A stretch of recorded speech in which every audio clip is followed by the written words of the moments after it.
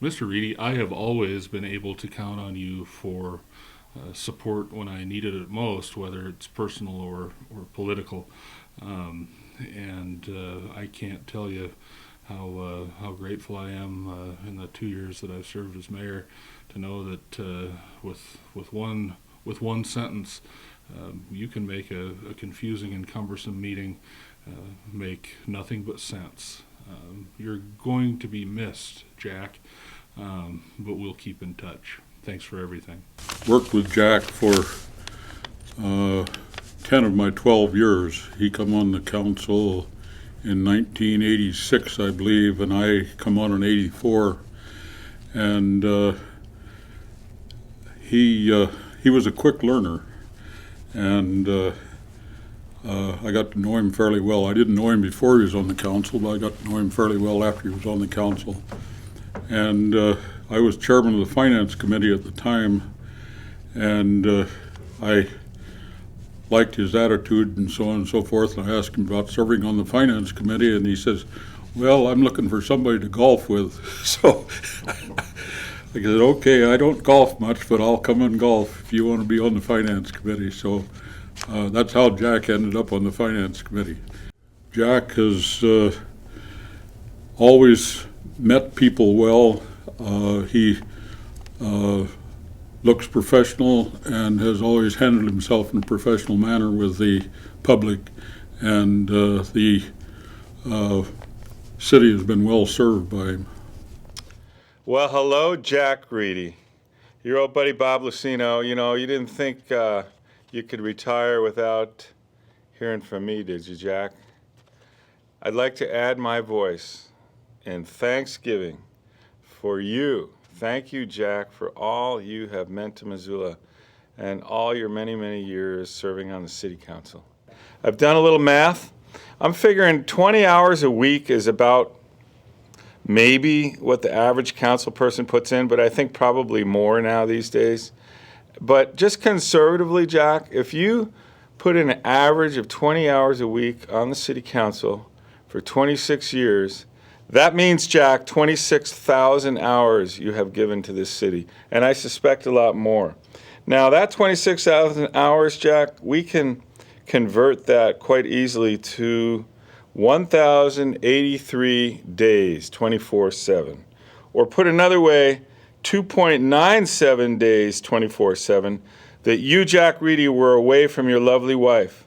Now, what I'd like to know is, how does she feel about that? Did she feel really good about you being away from her for 26,000 hours and out of the house? Or would she like those 26,000 hours back from you? So what I want to propose, Jack, when you get off this council is that you offer to your lovely wife those 26,000 hours back any way she wants them. Yard work, cleaning, whatever. Dinners, lots of quality time. Or there's a third option. Nobody really knows much about you, Jack, in your early childhood days back in Missoula. And I don't think you were in trouble with the law, but 26,000 hours is a lot of community service. What has motivated you to give 26,000 hours of community service back to Missoula? Think about that, Jack. But in the meantime, thanks for all you have done for Missoula, and all the best. Bye-bye. My Jack Reidy story is that Jack saved my job in 1987.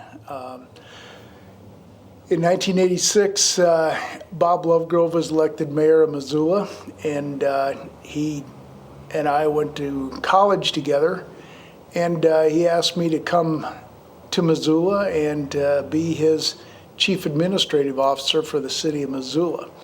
Most of the council folks were hardworking Democrats. I call them Archie Bunker Democrats because they were hardworking blue-collar folks, and they were pretty conservative but very smart. And Bob didn't think they could make very good decisions, and he mentioned that to him a couple times in public, and they took offense to that.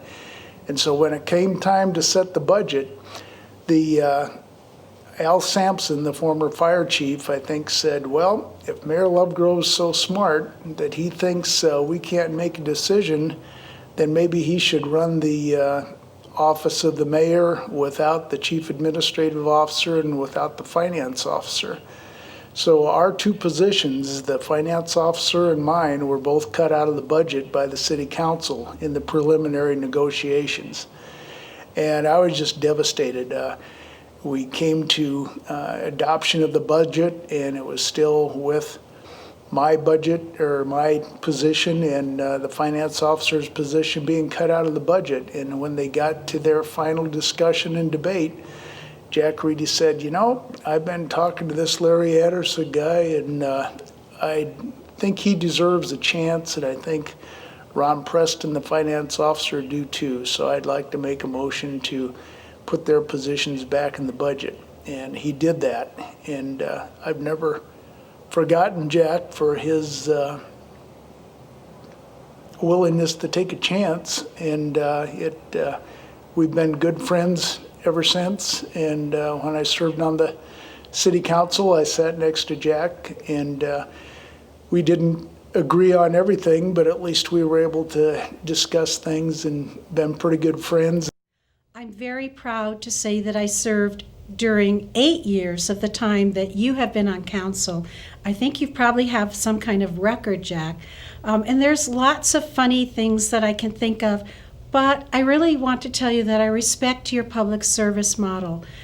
You said exactly what you felt. You carried a sense of collective history. You brought that forward for those of us, and I know I've been in Missoula 36 years, but you have this sense of history of Missoula that really no one else did. And so you told stories, and you shifted that knowledge forward for all of us. Congratulations. I hope you have lots of fun, and please stay away from politics. Hi, Jack. Congratulations. Man, it's been a long time.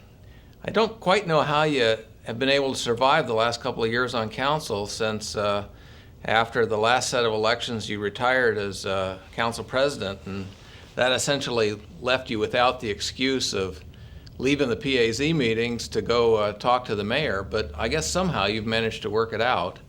You know, one thing I remember the most clearly about you as someone who spent a long time on the north side is that you prided yourself in your speed, and you credited that to the young men on the north side who were always chasing you. So good luck, and keep those wheels moving, and we'll see you around. I was on the council when Jack set the record chairing the shortest council meeting in history. Of course, some future council on steroids will shatter that record, no doubt, but for the time being, it stands in history. Hey, it still fits. So, Jack, it's enjoyed serving with you. I think it was 1998 to like 2001. I always felt as though you really took to heart what the neighbors had to say. You were really concerned about just the average guy, and I always appreciated that. There's a couple of stories, I don't know if you remember, but I think the funniest thing you ever told me, I laugh about it till this day, was it was February or something. It was just cold as could be out. I think it was like 10 below zero. We were having committee meetings, and most of the people hadn't shown up yet. And you were there looking out the window, and the snow was going horizontal. And I remember coming in, and I had been working on that global warming, trying to get the city signed up for a global warming program, and you were kind of lukewarm, so to speak, on that whole topic. But I remember coming in that morning and walked over and looked at you, and you looked at me, and you said, "Global warming my ass." Mr. Reidy. Yes, when Chris Bian was up talking about the Fox Theater and what was down here before, I got to thinking. I was at the first movie at the Fox Theater when it opened up. In fact, I lived right in this neighborhood since the middle 20s.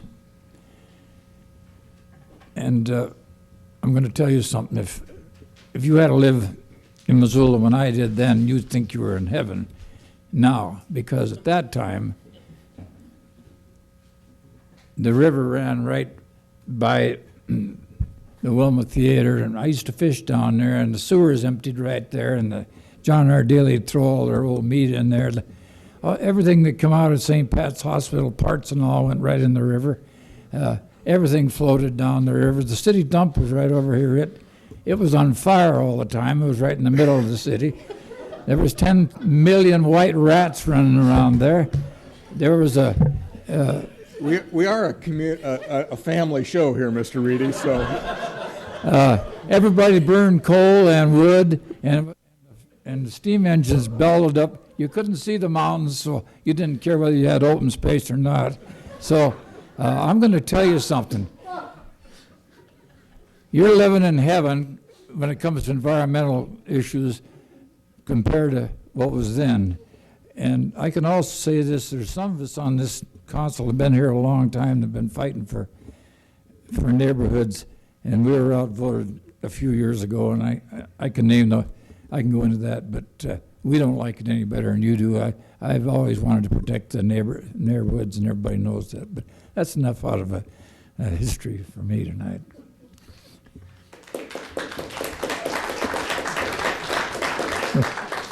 Thanks for all your work for both the Missoula Fire Department and for the city, Jack. You've done a fine job. Hi, Jack. Congratulations on your retirement. Thanks for all your public service and all your help from Mountain Line, from all of us. Thanks, Jack. Thank you, Jack. Jack from the Parks and Recreation staff and Parks and Recreation Park Board.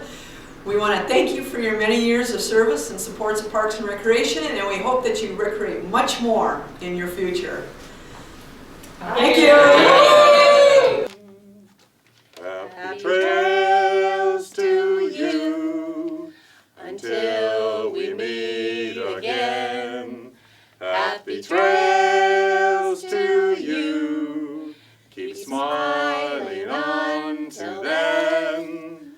Who cares about the clouds when golfing together? Just swing your club and bring the sunny weather. happy trails to you until we meet again. Now, Jack, in memory of all your years of service, your extensive service to the public and to the city, we wanted to share with you the Roy Rogers Golfing Club rules. So that's something for you to take with you and remember as you go off onto your future trails. Be neat and repair your ball marks, Jack. Your divots. Be courteous and polite and call for. Always obey the rules of the course. Protect the weak and help them out of water hazards. Be brave and never hit long, Jack. Study hard and improve your game. Be kind to animals and try to miss the deer and the squirrels. Eat all your food, Jack, but never waste a swing. Love God and go golfing regularly. Always respect the flag and the local country club.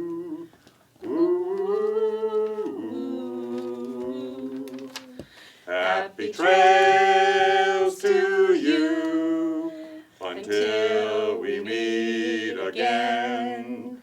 Happy trails to you. Keep smiling on to then. Who cares about the clouds when golfing together? Just swing your club and bring the sunny weather. Happy trails to you until we meet again.